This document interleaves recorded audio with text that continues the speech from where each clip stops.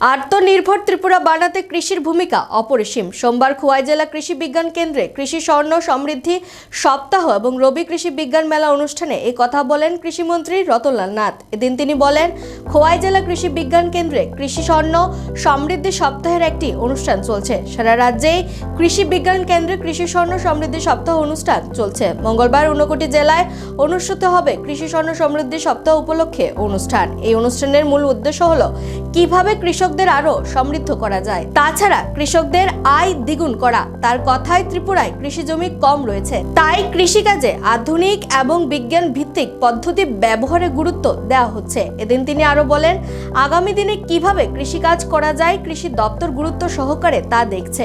দল মত নির্বিশেষে জনগণকে একত্রে রাজ্যের উন্নয়নে এগিয়ে আসতে হবে এবং কৃষিতে রাজ্যকে সমৃদ্ধ করতে হবে বলে জানান তিনি।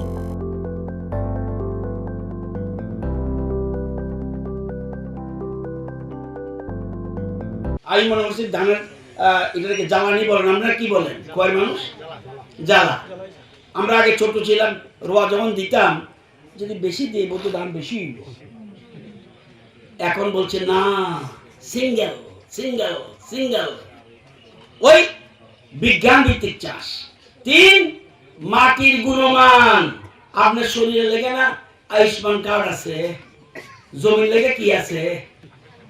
আপনার শরীরের রোগ হলে আয়ুষ্মান কার্ড নিয়ে দৌড়মানের হাসপাতালে। ভালো কথা। জমির তো রোগ হইব, জমির রোগের জন্য কি করবে? Soil health card. আগে ছিল না সয়েল হেলথ কার্ড। রোগ কি হয়েছে তারা বোঝা দিব, আপনার জমিতে কিন্তু এটার ভুল আছে, এটার ভুল আছে, এই জিনিস দিতে হবে, এই ওষুধ দিতে হবে। তাহলে মাটির গুণমান এটা দেখতে হবে। 3, উৎপাদন করলে হবে না। এই যে বলছে ধান্দা বীজের খুব ডিমান্ড, এটাকে ইংরেজিতে বলে, আরে ধান মরিচকে কি বলে? Bird eye chilli. Germany order দিয়েছে, চেয়েছে 10 টন। আমাদের যত পারো দাও, বেশি দামে দেব। আমরা বার্ড আই চিলি, এটাকে ধান মরিচ বলে, এটা প্রচুর ডিমান্ড। তো আমরা আমাদের কৃষি দপ্তরের দায়িত্ব কি?